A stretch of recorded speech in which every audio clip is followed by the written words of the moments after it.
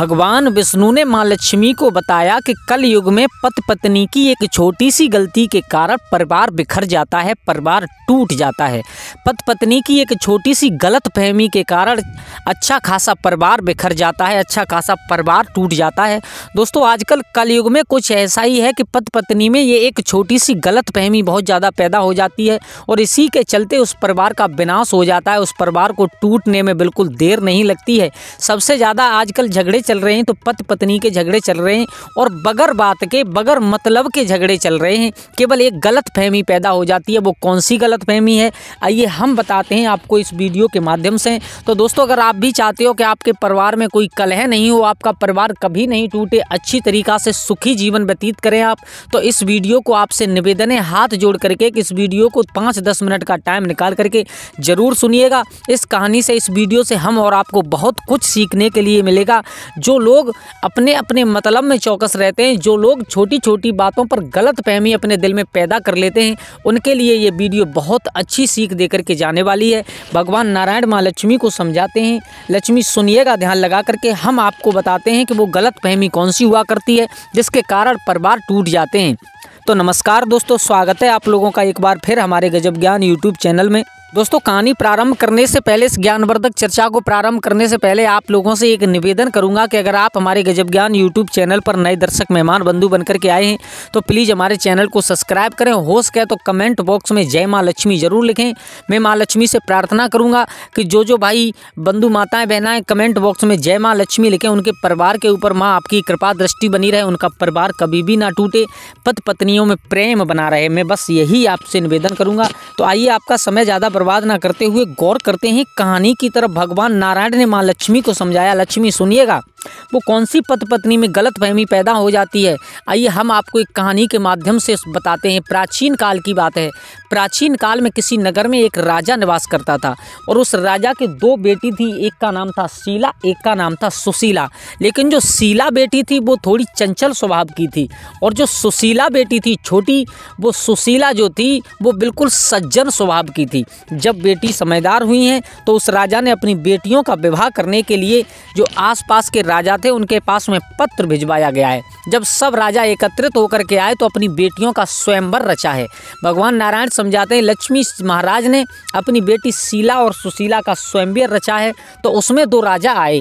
एक राजा का नाम था राजा नौरंगदेव और दूसरे राजा का नाम था महाराज सोनपाल। तो जो नौरंगदेव महाराज थे वो बड़ी बेटी के लिए उनका विवाह हुआ और जो महाराज सोनपाल थे उनका विवाह छोटी बेटी सुशीला के साथ में हुआ है। मेरे भैया आप दोनों साड़ू साड़ू अपनी अपनी पत्नियों को साथ में लेकर के अपने अपने घर के लिए विदा होकर के चले जाते हैं। हालांकि वो दोनों भी राजा थे, जो महाराज नौरंगदेव और जो सोनपाल जिनके साथ में सुशीला और शीला का विवाह हुआ था वो दोनों भी राजा थे। तो अपने अपने घर के लिए अपनी अपनी पत्नियों को लेकर के चले जाते हैं। जब अपने घर पहुंच जाते हैं तो जो छोटी बेटी थी जो सज्जन स्वभाव की थी, उसका पति बहुत उससे प्यार करता है, वो भी अपने पति से बहुत प्यार करती है।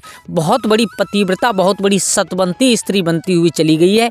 नारायण भगवान समझाते हैं लक्ष्मी एक दिन की बात थी कि दोनों साड़ू साड़ू यानी महाराज नौरंगदेव और महाराज सोनपाल दोनों एक बार, महाराज नौरंगदेव तो अपने राज्य से निकल करके आए और सोनपाल महाराज अपने राज्य से निकल करके आए हैं। तो एक जंगल में दोनों की भेंट हो जाती है और जब जंगल में दोनों की भेंट हो जाती है तो दोनों आपस में बैठ करके बातें कर रहे हैं। बातें करते करते जो बड़े महाराज थे यानी जो महाराज की बड़ी बेटी के लिए जिनका विवाह हुआ था महाराज नौरंगदेव, उन्होंने कहा है कि राजन एक काम करें, यहाँ बैठे बैठे समय पास नहीं होता, एक काम करते हैं हम और आप जुआ का खेल खेलते हैं।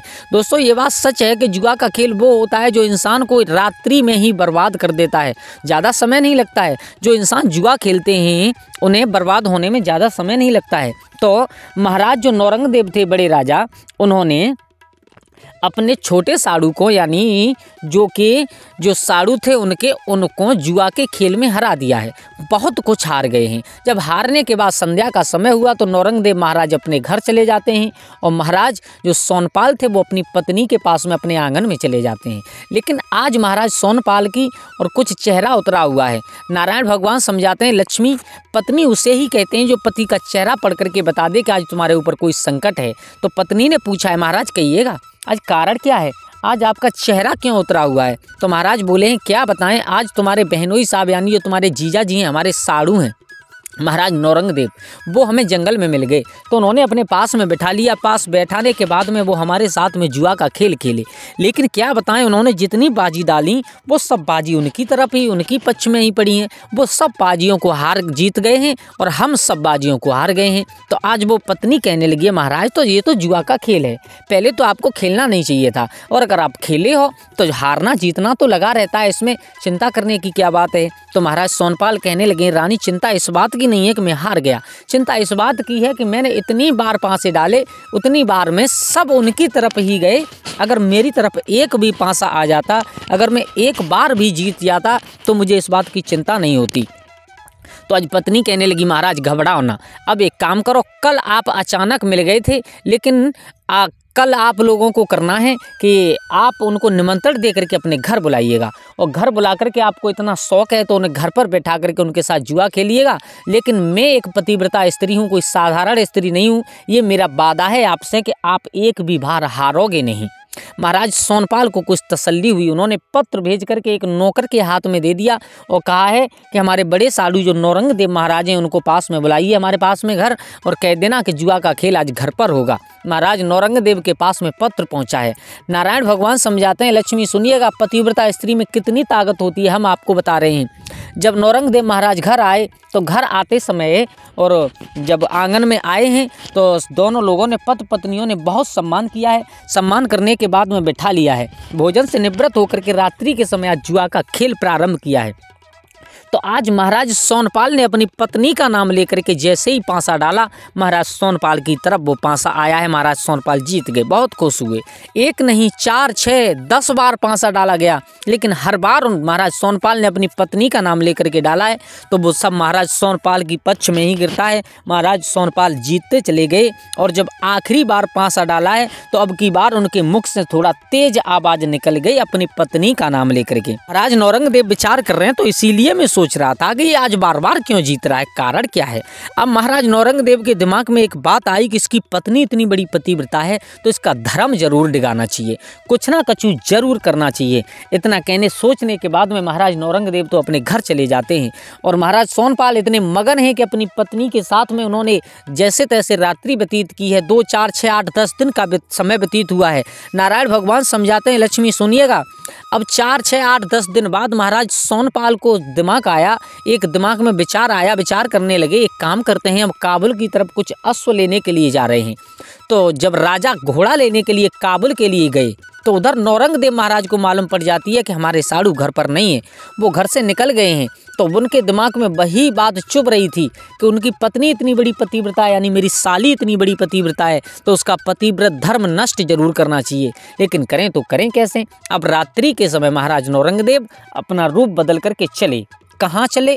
अपनी साली से मिलने के लिए, उनका पतिव्रत धर्म नष्ट करने के लिए चले हैं। घर से निकल करके चले। जैसे ही महाराज सोनपाल के राज्य में आए तो जिस गली से निकल कर के जाते हैं, एक गली में 2-4 स्त्री छत पर खड़ी थी। उन्होंने देखा बहन रात्रि के समय अंधेरा होने के लिए जा रहा है, और ये हमें अपने नगर का इंसान नहीं लगता है, ये कहाँ जा रहा है। मुझे क्या लगता है ऐसा कौन है अपने मोहल्ला में जिसके पति घर पर नहीं है, जिस स्त्री के पति घर पर नहीं है ये उसी के घर जा रहा होगा। तो दूसरी कहने लगी हमारी महाराज घर पर नहीं है, ये महारानी के पास में हो सकता है जा रहा है। तो तीसरी स्त्री कहने लगी आप चिंता ना करें, चाहे चंद्रमा टल सकता है, चाहे सूरज टल सकता है, लेकिन ये अभागा उनका कभी धर्म नष्ट नहीं कर सकता है। इतना कहने के बाद में वो स्त्रियां अपने अपने घर चली जाती हैं, और महाराज नौरंगदेव जब अपनी साली के दरवाजे पर पहुंचे हैं तो जाकर के आवाज़ लगाई है तो अंदर से एक दासी निकल करके आई। उन्होंने कहा महाराज आप कौन हैं? बोले हम हैं तुम्हारी जो महारानी हैं उनके जीजा जी, उनसे कहिएगा कि वो हमें अपने और महल में रुकने के लिए कहीं पर स्थान दें, हम आज रात्रि उनके यहाँ रुकना चाहते हैं। जब दासी ने जाकर के महारानी को बताया तो महारानी बड़ी संकट में पड़ गई। महारानी विचार करने लगी है कि अगर मैंने अपने जीजा का आज सत्कार नहीं किया तो मेरे पति आकर के कहेंगे कि तुमने अपने जीजा का इतना सत्कार नहीं किया, अपने बहनोई का जो उनको घर पर बिठा लेती। लेकिन अगर मैं सत्कार करती हूँ तो मेरे पति घर पर नहीं है। ये पतिव्रता स्त्री का धर्म नहीं है कि एक पराया मर्द घर में सोए पति की गैर उपस्थिति में। विचार करने लगी है, धर्म संकट में पड़ गई। तब तक दासी ने गेट खोल दिया तो वो महाराज नौरंगदेव अंदर आंगन में चले जाते हैं। उसने दासी से कहा इनको भोजन कराइएगा, और भोजन कराने के बाद दासी से कहा इनका एक पलंग लगाइएगा, इन्हें लेटा दीजिएगा। नारायण भगवान समझाते हैं लक्ष्मी सुनिएगा ध्यान लगा करके। अब वो महाराज नौरंगदेव को लिटा दिया है, और वो जो रानी थी यानी जो महाराज सोनपाल की पत्नी थी, नौरंगदेव महाराज की साली थी, उसने विचार किया कि अगर मैं इस महल में आज सोई तो मेरे ऊपर दोष लग जाएगा, मेरा पतिव्रत धर्म नष्ट हो सकता है, क्योंकि ये पराया मर्द है, और पराया मर्द अगर मेरे आंगन में सो रहा है, मेरे पति यहाँ पर है नहीं है, तो मैं क्या करूँ क्या नहीं करूँ। तो वो आज स्त्री यानी वो रानी अपने भवन की छत पर जा कर के लेट जाती है। जब भवन की छत पर लेट जाती है, महाराज नौरंगदेव विचार कर रहे हैं हो सकता है मेरी साली मेरे पास में आए, कोई बात आकर के मुझे पूछे तो मैं उससे कुछ कहूँ। लेकिन तब तक धीरे धीरे धीरे धीरे पूरी रात्रि निकल जाती है, लेकिन वो स्त्री छत से उतर करके नीचे नहीं आई। अब सुबह भोर बुरारे का समय हुआ, ब्रह्म मुहूर्त लगा है। तो ब्रह्म मुहूर्त में महाराज नौरंगदेव ने विचार किया, बोले अब हमें अपने घर के लिए, अपने शहर के लिए, अपने नगर के लिए निकलना चाहिए। लेकिन हुआ का यहाँ से कहानी कुछ अलग बन गई दोस्तों। क्या कहानी बन गई कि महाराज नौरंगदेव तो उस आंगन में से निकले हैं, और तब तक जो उनके पति महाराज सोनपाल काबुल में घोड़ा लेने के लिए गए थे, वो किसी कारण बस वापस आ जाते हैं। और महाराज नौरंगदेव ने घर से बाहर कदम रखा, और सोनपाल महाराज ने अपने घर के अंदर कदम रखा। तो अपने साड़ू को घर से हुए निकलता हुआ देखा, तो महाराज के दिमाग में कुछ और बात बैठ गई। क्या बात बैठ गई?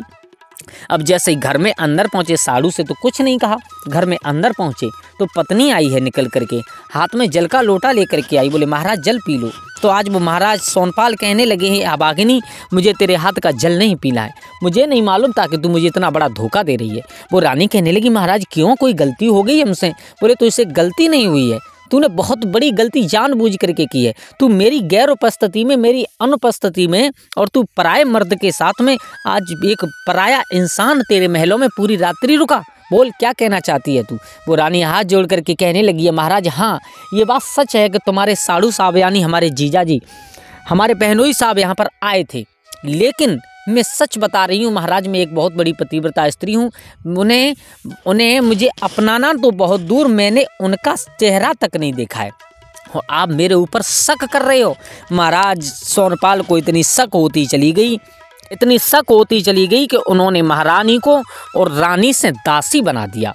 अब तो महारानी बहुत रोती हैं, विचार करती हैं ये भगवान मुझे कौन सा संकट मिल रहा है, कौन से पाप की सज़ा मिल रही है। मैं अपने स्थान पर सही सत्य होते हुए भी मुझे सज़ा मिल रही है। लेकिन जो महारानी के जो पिताजी थे यानी महाराज सोनपाल के ससुर थे, उनको मालूम पड़ जाता है। भगवान नारायण समझाते हैं लक्ष्मी, महाराज सोनपाल के ससुर ने अपनी पत्नी से पूछा कहो तुमने अपनी बिटिया को कैसी शिक्षा दी थी? पत्नी कहने लगी है महाराज बड़ी बेटी के बारे में एक बार के लिए आप कहते तो कोई दिक्कत नहीं थी, लेकिन छोटी बेटी के बारे में मैं एक बात नहीं सुन सकती, क्योंकि मेरी छोटी बेटी जैसी तो पूरे राज्य में कोई लड़की नहीं निकलेगी।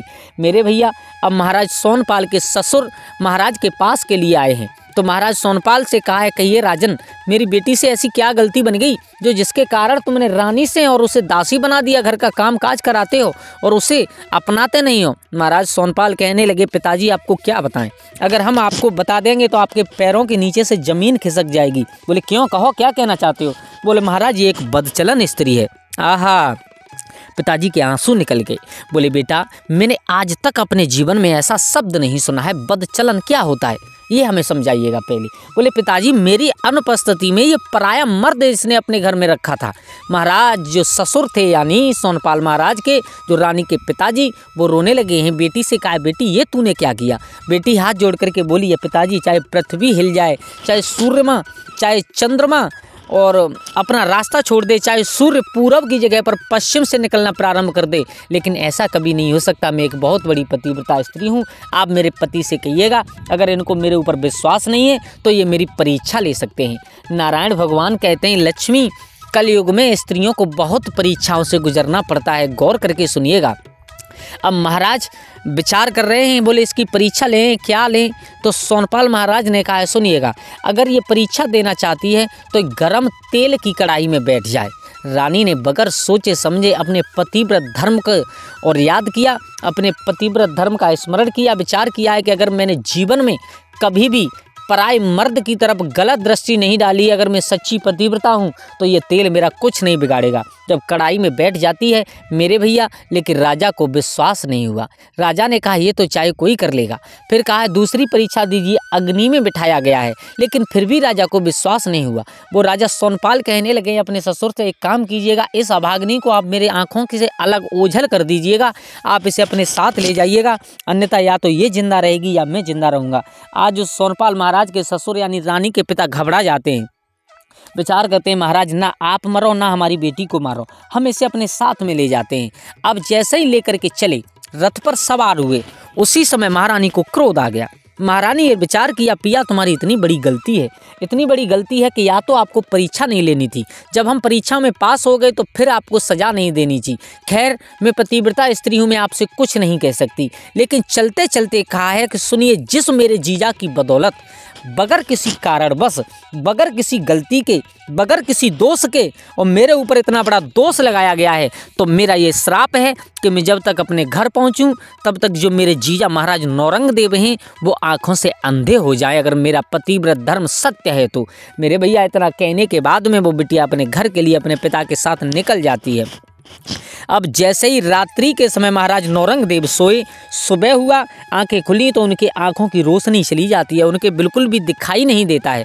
और जब दिखाई नहीं दे रहा है तो महाराज जो सोनपाल थे उनके पास में खबर कराई गई, बोले तुम्हारी पत्नी ने हमें श्राप दिया है, हमें ऐसा सुनने के लिए मिला है गुप्तचरों द्वारा, तुम्हारी पत्नी के श्राप के कारण और मैं अंधा हो चुका हूँ। महाराज अब आप कुछ कीजिएगा, इसमें मेरी गलती ये है कि मैं गया था तुम्हारी पत्नी का धर्म डिगाने के लिए, लेकिन तुम्हारी पत्नी बहुत बड़ी पतिव्रता है, मेरे से उनका धर्म नहीं डिगा, और जब मेरे से धर्म नहीं डिगा तो केवल आपकी गलत फहमी के कारण आपने अपनी पत्नी को विदा कर दिया है। मेरे भैया महाराज सोनपाल और महाराज नौरंगदेव का हाथ पकड़ करके अपनी ससुराल की तरफ चले हैं, और जब ससुराल की तरफ चले हैं नारायण भगवान समझाते हैं अपने पति को और अपने जीजा को आता हुआ देखा तो पत्नी ने बड़ा सम्मान किया, आइए पिया महाराज आपने हमारी सुध ली, इतना ही बहुत है। वो कहने लगे हैं महाराज, सोनपाल बोले रानी मुझे माफ़ कर देना, मेरे दिल में एक गलत फहमी पैदा हो गई थी। रानी कहने लगी है महाराज हमारी क्या औकात है जो हम आपको माफ़ कर दें, हम तो कभी आपसे नाराज़ ही नहीं हुए। बोले तब हम समझेंगे कि तुम अपने जीजा की यानी हमारे साधु साहब की आंखों को सही कर दोगी। तो उसने अपने पतिव्रत धर्म को संभाला, हाथ में जल लेकर के जैसे ही अपने जीजा महाराज नौरंगदेव के ऊपर जल छिड़का है उसी समय उनको आंखों से दिखाई देने लगा है। महाराज सोनपाल अपनी पत्नी को लेकर के आंगन में आए हैं। नारायण भगवान समझाते हैं लक्ष्मी सुनिएगा, इंसान के अंदर ये एक पत्नी के प्रति गलत फहमी यानी शक करना होता है, ये सबसे बड़ी गलती हुआ करती है।